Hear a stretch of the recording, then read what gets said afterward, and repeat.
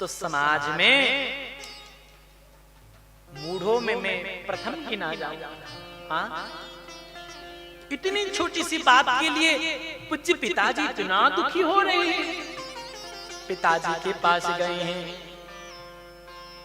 जब महाराज दशरथ जी को होश आया, दशरथ जी नेत्र खुलकर राम को देख रहे हैं, लेकिन कुछ कह नहीं पा रहे, मुख से शब्द नहीं निकल रहा है, कंठ भरा हुआ है, हृदय फट रहा है, दोनों नेत्र से अविरल अश्रु बह रहा है। राम जी बोले, हे पूज्य पिताजी, आप दुखी मत होइए, मैं बहुत जल्दी 14 वर्ष वनवास करके पुनः आपके चरणों में आपकी सेवा में उपस्थित हो जाऊंगा। आप दुखी मत होइए। इतनी छोटी सी बात के लिए आप इतना दुखी क्यों हो रहे हैं? पिताजी को समझाने लगे।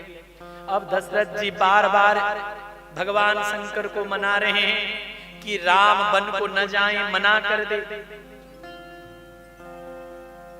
लेकिन राम जी पिताजी से प्रणाम कर मां से आज्ञा लेने के लिए, कौशल्या अम्बा से आज्ञा लेने के लिए निकले। इधर कौशल्या अम्बा आज बहुत जल्दी जग गई है। जग के रेशमी घाघरा धारण की है, रेशमी साड़ी धारण की है, पहनी है, सुंदर गहनों में दासियों ने रानी कौशल्या जी को सजाए और रानी श्री रंगनाथ भगवान को आज 56 भोग लगा रही है। क्यों? क्योंकि आज मेरे राम राजगद्दी पर बैठेगा। अत्यंत प्रसन्नता पूर्वक ब्राह्मण को बुलाकर दान दे रही हैं, याचकों को धन दे रहे हैं। अत्यंत आनंद की उत्साह मन में रख के कौशल्या अम्बा गदगद हो रही है। और उसी समय राम जी पहुंच गए मां के निकट। और ज्यों ही राम पहुंचे, कौशल्या जी राम को देखकर दौड़ती हुई आई। पुत्र, तुम अभी तक तैयार नहीं हुए?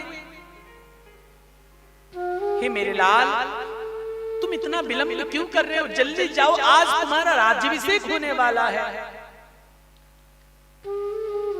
मैं तुम्हारे लिए सुंदर पीतांबर भेजी थी, तुम्हें मिला नहीं है या पसंद नहीं आया? दूसरा दूं? राम जी मां को प्रणाम करते हैं और अपने हृदय से लगाते हैं और मां के हाथ पकड़कर कह रहे, मां, पिताजी ने मुझे राज दिया लेकिन अयोध्या का नहीं। पिताजी ने मुझे जंगल का राज दिया। पिता दिन में मोहि कानन राज। कौशल्या जी समझ नहीं पाई। कौशल्या जी बोली, राघव तुम ये क्या कह रहे हो? कानन राजू, बन का राज दिए कैसे? तब राम जी ने सभी बात बताए हैं। राम जी कहते हैं, मां, आज ही मैं बन जाऊंगा। कितने दिन के लिए? बरस 4 विपिन बसी। मां, 14 वर्ष में वन में बिताकर शीघ्र ही तुम्हारे चरणों में उपस्थित हो जाऊंगा। इतना सुनते ही श्री कौशल्या अम्बा को चक्कर आई, नीचे गिरने लगी जमीन पर। राम जी संभाले, मां, मां, अपने आप को संभालो, आप कोई साधारण नहीं, आप राम के जननी हो, अपने आप को संभालो। कौशल्या जी बोली, राघव ये क्या कह रहे हो तुम? राज देने की बात कहकर तुम्हें वन भेज रहे हैं। याद रखो राम, पुत्र के ऊपर पिता से भी अधिक अधिकार मां का रहता है। और मेरे आज्ञा के बिना तुम नहीं जा सकते वन में। राम जी बोले, मां, केवल पिताजी की आज्ञा नहीं, पिता आज्ञा के साथ मां की भी आज्ञा है। कई माँ की आज्ञा है कि मैं बन जाऊं। और सभी बात सुनाए। इतना सुनते ही अब तो चुप हो गए। कौशल्या अम्बा, उनके दोनों नेत्र से अविरल अश्रु बहने लगा। राम को अपने हृदय से लगाकर कहने लगे, बेटा अगर केवल तुम्हारे पिता तुम्हें वन भेजते तो मैं रोक लेती, लेकिन पिता के साथ अगर माँ की भी आज्ञा है तो मैं रोक नहीं पाऊंगा। बेटा तो कानन सत अवध समाना, अगर पिता माता दोनों की आज्ञा है कि तुम बन जाओ तो तुम्हारे लिए बन ही अयोध्या बन जाएगा। बनदेव ही तुम्हारे पिता और बनदेवी ही तुम्हारे माता, और बन के जो खग मृग पशु पक्षी हैं वो तुम्हारे दास दासी बनेंगे। लेकिन हे राम, बड़े भागी बन अवध भागी,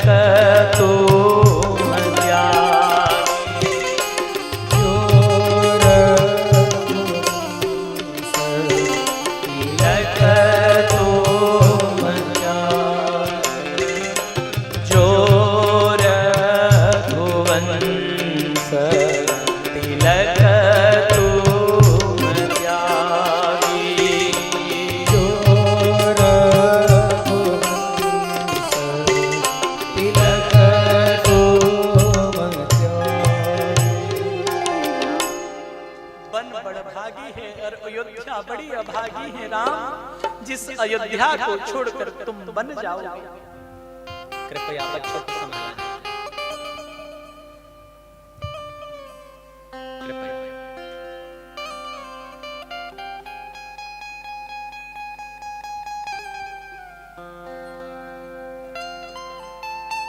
हे राम, हे राघव, बन बड़भागी हैं और अयोध्या बड़ी अभागी है, क्योंकि तुम जिसको स्वीकार कर लेते हो वो बड़भागी बन जाता है, और तुम जिन्हें त्याग देते हो वही संसार में अभागी है।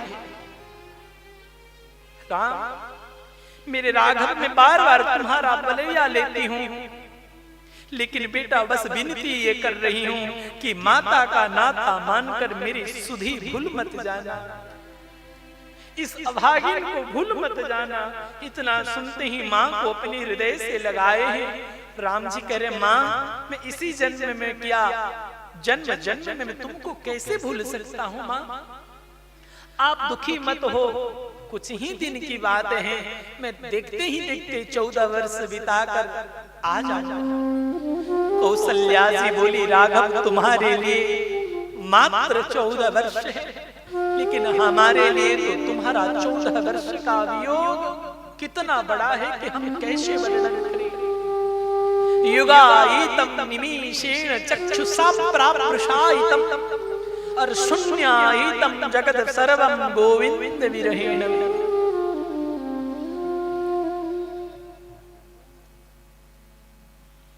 इसी समय समाचार प्राप्त कर जनक नंदिनी जानकी श्री सियाजू भागते हुए आए। दोनों माता पुत्र संवाद कर रहे थे, तब जानकी जी आई। कुछ कह नहीं पा रही है, अपने पैर की नाखूनों से धरती को खोदती हुई नीचे की ओर मुख करके खड़ी हो गई। राम जी बोले, हे मैथिली, हे जानकी, मैं वन को जा रहा हूं, आप जितने दिन मन लगे अयोध्या में रहना, जितने दिन मन लगे मिथिला में रहना, यहाँ आपकी किसी प्रकार के कष्ट नहीं होगा। और हे जानकी, आप मां को संभालोगे? मेरे वियोग में मां दुखी हो रही है, देखो मां को आपको संभालना है। जानकी जी हाथ जोड़कर कहने लगी, प्रभु क्या शरीर के प्राण के बिना शरीर कोई काम कर सकता है? जैसे प्राण के बिना शरीर व्यर्थ है, जैसे जल के बिना नदी व्यर्थ है, ऐसे ही प्रभु आपके बिना मैं व्यर्थ हूं। तैसे नाथ पुरुष बिन नारी, हे प्राणनाथ, आपके बिना तो भोग भी मुझे रोग के समान प्रतीत होंगे, ये संसार मुझे यम यातना के समान प्रतीत होंगे। ये राजमहल के राजभोग जब मैं अपने मुख में रखूंगी तो मुझे अंगार जैसे कष्ट देंगे, ताप देंगे। प्रभु मैं आपके बिना नहीं जी सकती।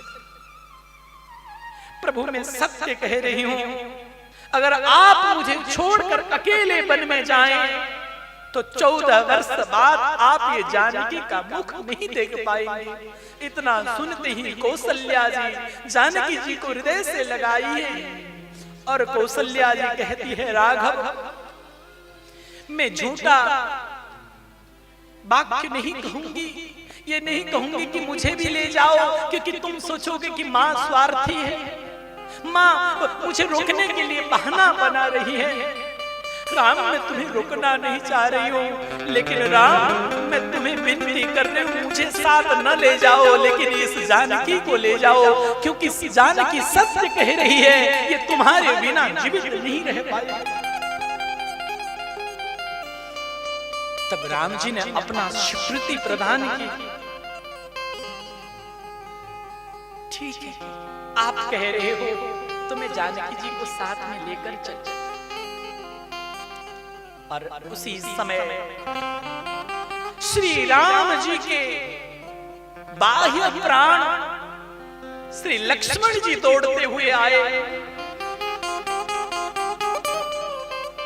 समाचार जब लक्ष्मण पाए, व्याकुल बिलग बदन उठ धाये, इतना व्याकुल होकर धा रहे हैं, भाग रहे हैं, मानो जैसे कोई मछली को जल से बाहर कर दी हो। तो उस मछली की जो दशा होती है वो दशा लक्ष्मण जी का हो रहा है। कंप पुलक तन नयन समीरा, शरीर कांप रहा है, पुलकित हो रहा है, दोनों नेत्र से अविरल अश्रु बह रहा है। आकर प्रभु के चरणों में प्रणाम किए हैं, मन में विचार कर रहे हैं कि पता नहीं प्रभु अपने संग में मुझे ले जाएंगे कि घर में छोड़ जाएंगे। राम जी लक्ष्मण को अपने हृदय से लगाए और समझाने लगे, बोले लक्ष्मण मैं बन जा रहा हूं और मेरे वियोग में पिताजी अत्यंत दुखी हो रहे हैं। भरत और रिपुसुदन भी नहीं है, अब अयोध्या को कौन संभालेगा, ये रघुवंश के को कौन संभालेगा, ये परिवार को कौन संभालेगा। भाई तुम्हें अयोध्या का देखभाल करना है, परिवार का देखभाल करना है। और भरत आए तो कह देना धर्म पूर्वक प्रजाओं का पालन करे, माताओं में भेद न देखे, सभी माताओं को समान रूप से आदर दे। लक्ष्मण तुम्हें पूरी अयोध्या को संभालना है। इतना सुनते ही लक्ष्मण जी हाथ जोड़े, प्रभु आप ये क्या कह रहे हैं? क्या कोई हंस मंदराचल या सुमेरु पर्वत को अपने सिर पर ढो सकता है? नहीं ना, तो मैं तो आपके शिशु हूं, मैं तो आपके छोटा हूं। प्रभु मैं और नहीं कुछ जानता। गुरु पितु मातु न जानहु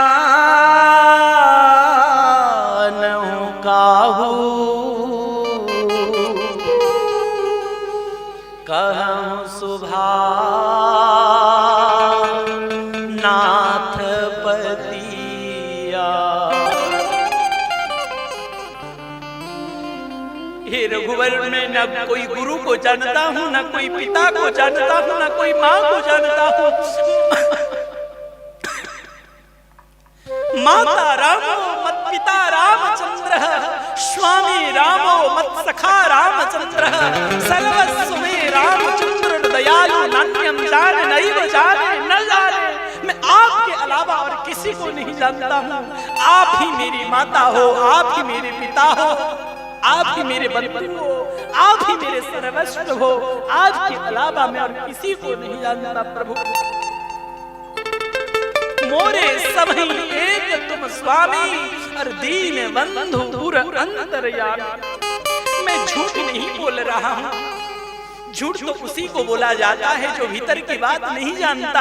आप तो अंतर्यामी हैं, मेरे अंतर की बात जानते हैं। प्रभु, मैं आपको क्या झूठ बोलूं? मैं आपके अलावा और किसी को नहीं जानता। आप ही मेरे सर्वस्व हैं और सब कुछ है।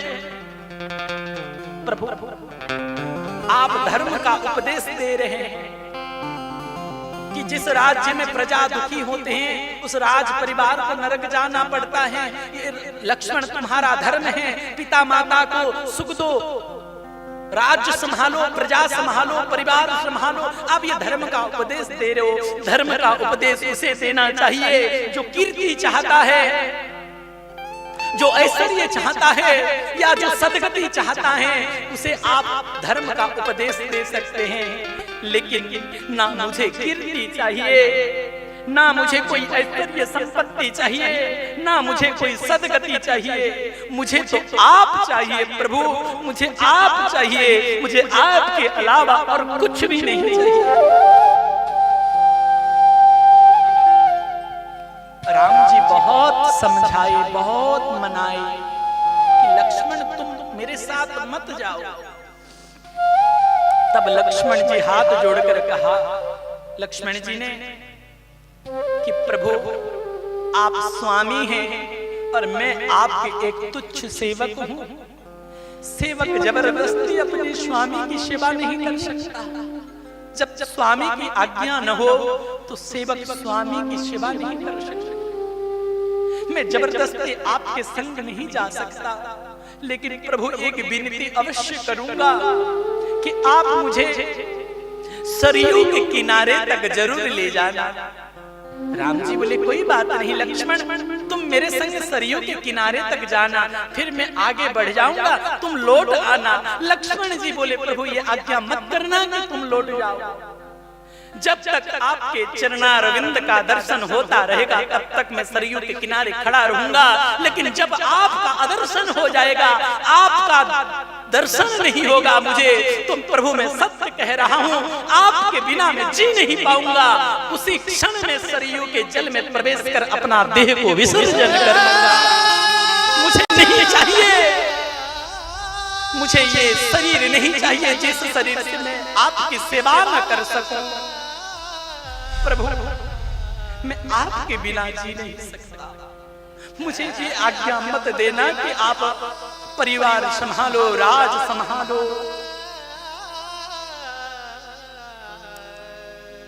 राम जी डर गए, मेरा लक्ष्मण कोई अनर्थ न कर दे। लक्ष्मण को खींच कर अपने हृदय से लगाए। बोले बावड़ा तू ऐसा क्यों सोच रहा है? माता की ओर देखे तब कौशल्या जी ने भी इशारे से कहा कि राम ये तुम्हारा दीवाना तुम्हारे बिना नहीं जी सकता, तुम इसे भी लो साथ। तब लक्ष्मण जी को हृदय से लगाकर कहा अनुज ठीक है मेरे साथ तुम भी चलो, लेकिन जाओ पहले मां से आज्ञा लेकर आओ। लक्ष्मण जी मां सुमित्रा के निकट आए हैं, मन में डर है मां क्या कहेगी पता नहीं। लेकिन यूं ही सुमित्रा मां के पास आए और सारे बात बताए कि प्रभु बन जा रहे हैं, क्या क्या हुआ सब समाचार बताए। ये सुनते ही सुमित्रा जी राम जी का वनगमन सुनकर तो बहुत दुखी हो गई, लेकिन लक्ष्मण जी को सर्वप्रथम वाक्य बोली, तात तुम्हारी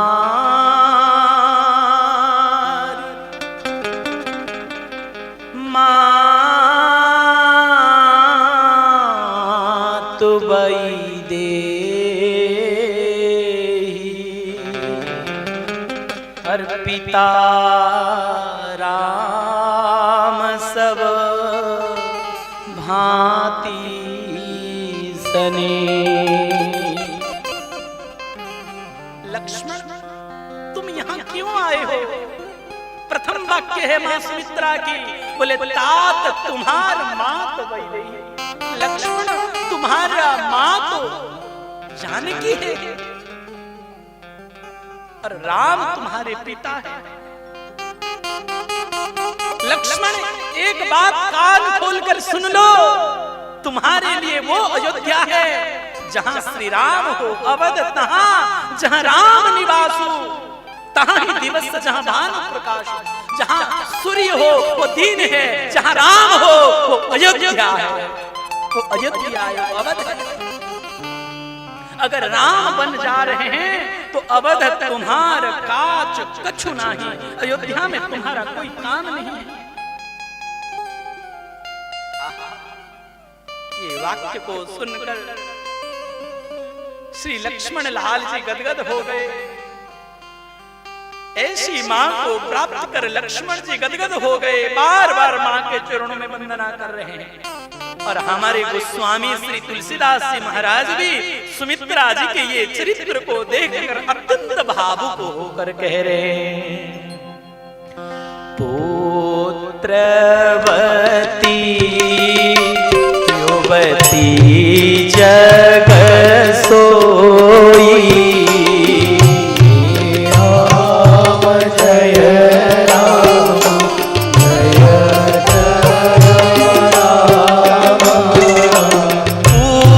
पुत्रवती युवती जग सोई,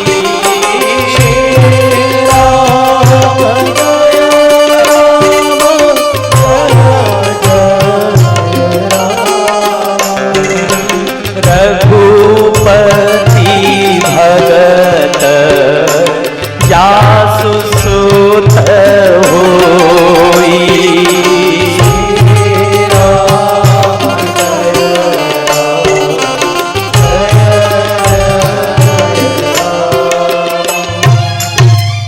इस संसार में वो नारी पुत्रवती है, वो युवती है, वो नारी महान सौभाग्यशाली है जिसका पुत्र भगवान का भक्त होता है, जिसका पुत्र भगवान का सेवक बन जाता है।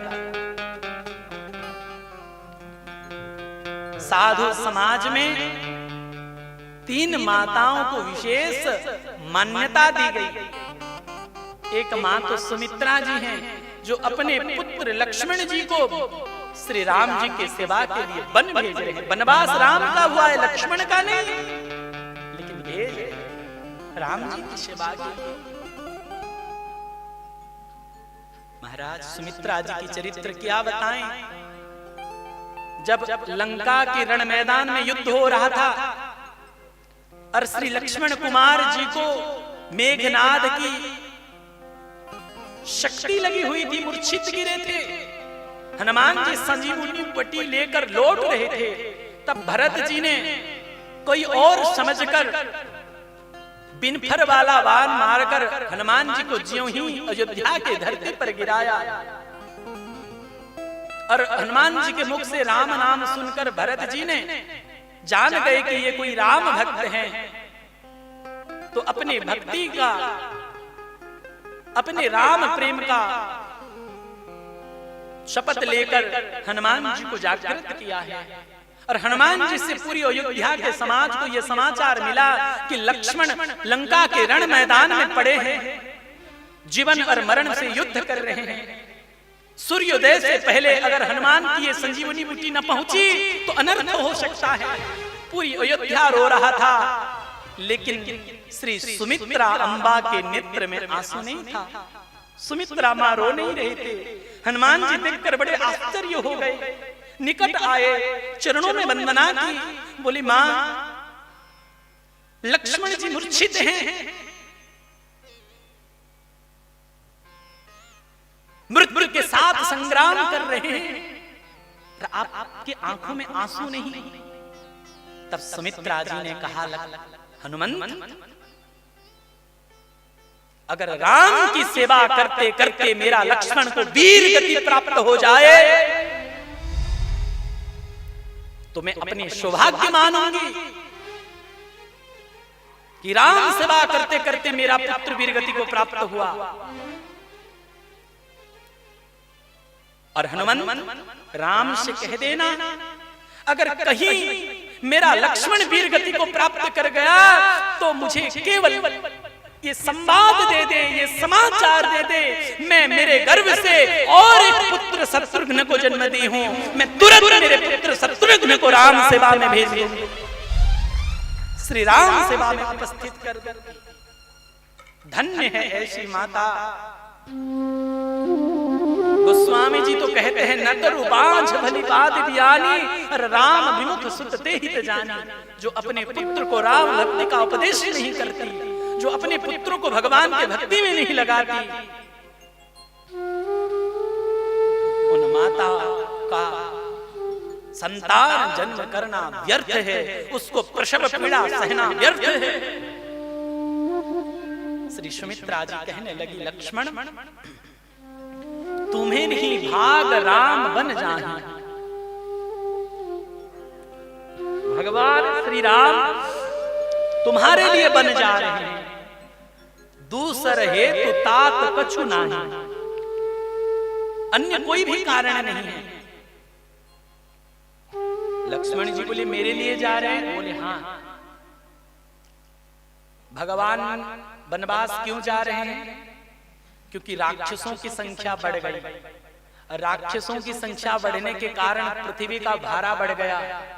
पृथ्वी की भारा बढ़ने के कारण प्रभु अवतार लिए और ये लीला कर रहे हैं। अब पृथ्वी का भारा जब बढ़ गई तो पृथ्वी कहां पर है, धरती कहां पर है? शेष भगवान के मस्तक पर है। तो शेष भगवान के मस्तक की बोझ को हल्का करने के लिए प्रभु राक्षसों का वध करने के लिए बन जा रहे हैं। और शेष कौन है? लक्ष्मण जी महाराज। इसीलिए तुमरे ही भाग राम बन जाही, और दोष रहे तू तात कछु नाही। और लक्ष्मण एक बात और याद रखना, राग रोष ईर्षा मद और मोह इसको स्वप्न में भी आने मत देना अपने भीतर। लक्ष्मण जी मन में विचार किया कि जागृत में तो मैं ये राग रोष ईर्षा मद मोह को अपने हृदय में प्रवेश करने नहीं दूंगा, लेकिन सोते समय व्यक्ति का नियंत्रण अपने ऊपर नहीं रहता है, मन के ऊपर नहीं रहता है। और आप कह रहे हो कि स्वप्न में भी आने न दूं, तो मां मैं आपके चरण खाकर, चरण स्पर्श कर सौगंध खा रहा हूं, आपके चरण छूकर कह रहा हूं मां, मैं 14 वर्ष तक निद्रा को ही त्याग कर दूंगा। क्यों?